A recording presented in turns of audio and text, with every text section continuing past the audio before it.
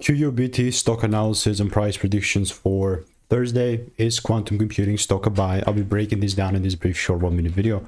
Now here's the thing, here's the biggest thing ever. I'm the only guy in this space. I was about to say something, but I'm the only guy in this space with an actual 45,000 video track record and 5 years of experience. Started the video quite weak, but let's go. I'm looking to take it up. Now here's the thing, people assume that I'm randomly going to start buying here left and right. No, I'll mark up the top here, and only if I see a second break above $17.17 am I actually going to pull this trigger on this long.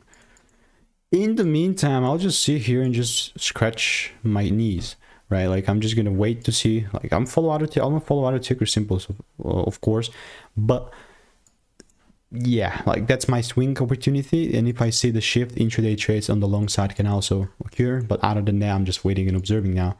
And if you want to stay tuned and get free sauce, click the first link in the description. I'll continue to keep you updated.